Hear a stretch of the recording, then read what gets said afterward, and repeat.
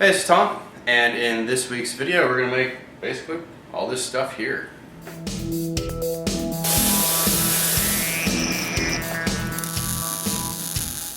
Alright, well, in sticking with my theme of random projects, we had a lot of stuff come in over the last few weeks, a lot of requests come in to get some projects done.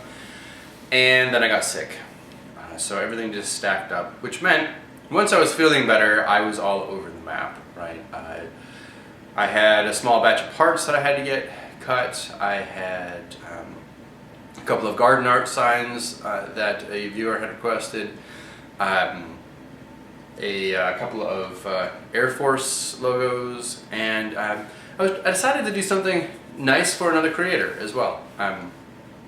So I don't know if any of you guys are watching the Darbin Orvar videos or their podcast or anything, that series. Linn over at Darbin Orvar is, she's pretty cool, and she does some really neat projects. And so I actually back her on Patreon, and one of the projects that she has coming up was going to require some bending of metal, right? Metal bending. And nothing spectacular, but not something that she's really equipped to do from what I could see, looking at it from the outside in. And so recently I'd watched a video on, I would say it was a Forging Fridays video. It was Rory Smith, the Dirty Blacksmith. Another great channel. If you guys aren't watching Rory's channel, you really should. And a couple weeks ago he did a video on bending, specifically on how he does, I guess this was more in terms of scroll work, but he had this really neat setup that he described, and I'll just show it to you. It's basically designed to work in a vise. So it's not extremely complicated, right? So you make a pair of these, they're exactly the same, and they clamp into, you put them in your vise, and they clamp in, and they're adjustable, so depending on the radius you need and the material, right? But the clamping force helps hold everything together and keep it in place, and you just adjust it based on the size you need. Well, I decided, since Linn was going to be doing this stuff, and that I'd gotten the idea from Rory, I was like, hey, maybe I should make a set of these things, and I'm going to send them out to her. So that was one of the things that I did this weekend, or this past week, and then weekend as well. Because I got these set up for Linn, and I'm mailing them out. So hopefully they'll work for her. If not, a little something for the shelf, and they look pretty. But yeah, so let's get into it. This is going to be a little bit longer video than the last couple have been, because there's just so many random things.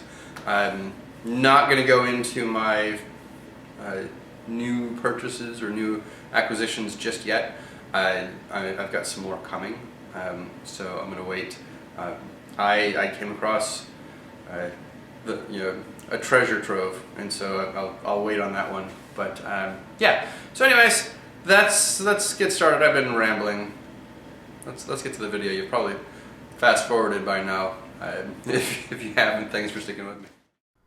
All right. So first thing to do is to get these garden art pieces, the fresh cut pieces, cleaned up. And I just use a wire cup wheel for this. There's just a little bit of dross on the back side. I clean up the front side as well. We're just trying to get everything cleaned off and smoothed out. From here, I actually take a sanding disc to it as well, so you can get a better angle here. I had two of them to do. You can kind of see the way that I go through it. I do the same thing for the Air Force signs as well. I had a request for one of these. I decided to make 3. I'm going to make 2 of them available to people for purchase, but for right now, just getting those set up. There's that 3M. This is like a Scotch-Brite pad. I'll go through. I'll put up some notes on that in the bottom. But get it smoothed out. What we're looking for is making sure that there's no sharp edges on there. Metal inherently can be sharp, and I'm always thinking about this from the perspective of would it cut my toddler, right? So get them cleaned up. From there, I move over to the lathe, and we have to make the legs that the ferry signs are going to rest on. And so, I don't know if you guys saw that. There's a reason why people get on you about grabbing the whole thing. In that case, I hadn't filed the burr off the edge there, and so the Scotch-Brite pad actually got caught and flipped around. You notice the way I was holding it, it didn't pull my hand with it. Right? Another little tip there, I use the edge of the file to get my spot started when I'm doing my cutting, and that way the hacksaw's got a nice place for it to get started. It's really simple, and gives it that little groove there. Once I get all these cut, then it's time to do the shaping. And so, on those ends, again, I want it to go into the ground, but I don't want it to be so sharp that someone could hurt themselves on it. So from here, get them set up. I get started on welding, and I almost immediately blow the circuit. So you'll see here, I start doing tacking, and then all of a sudden it's stuck, right? I pop the fuse. So get that fixed, get it reset, and get everything all lined up. I'm just holding it in place and get everything welded in place. Can't find my wire brush, but that's okay. Come back, finish getting it welded, find my wire brush, and get the parts cleaned up. So it doesn't take a whole long time to get this ready for powder coat, but it is something that... Alright, got the pins done, right, for the other two pieces. So effectively, just so you guys can see it. And I'll put a link up to the video where Rory talks about this. But basically, this just goes on here like this, right? So it comes here at this top, right? And when the other piece is on the opposite side, they basically form the other side of it here. And so you get nice even pressure across the whole vice jaws, and that pressure also holds it helps hold the pins in place. Although both of these pins are going to be welded in place, but that extra pressure never hurts when you're getting that twisting motion on there. So that's the next step, is get these cleaned up and then get these welded on. One thing I forgot, I did get a chance to use this new digital micrometer when I was working on the lathe today. So it actually works really well. It's nice. It takes a little getting used to, but I like it. It's a Shaw's model. It's nothing super fancy. I think it cost me like $50, but it worked really, really well. I basically zeroed it off of I compared my readings based on the other two pins, and it's spot on. It's really, really neat. Nice little setup. They even send 2 batteries with it, so not just one. But anyways, just thought I'd bring that up. Okay, so given the thickness of the material here, I actually did multiple passes to make sure that I had a good tie-in and had the material on there nice and strong.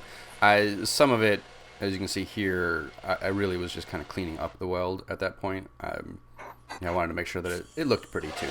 So sometimes I was adding filler, but for some of this I had plenty of filler in there. It was more just cleaning up the weld itself and making sure that it was structurally going to be sound, and adding in filler metal as needed. So in some places I didn't need it, some places I did. And then from there, just repeat the process on the second part and get the pins lined up. So here we are on the second part, and again, you'll see in this one I actually hadn't finished welding it out, so went through, got the second part welded up. Now what I did do is I was running at 125 amps on that first one. I actually bumped it up to 145 amps just to give me a little bit more penetration in there, and that seemed to have done the trick. I'm not concerned about the other one, but I did bump it up just a little bit. Now for the secondary pins, the pins that really just provide the offset for the clamps, these just need to be held in place firmly. They don't need to be, you know, quite as strong as the pins, because they're not going to have the torsion on it. And so this one was just, you get it tacked up, lay the weld in place, flip it over, and do the other side. Now when I did the other side, I actually did it in 2 stitches so that I wouldn't pull the tack, because if I started at the end, it would have pulled the tack. But that was it for this one. It's all done, and I'm going to get it shipped off probably today or tomorrow. Thanks for watching, guys. Appreciate it.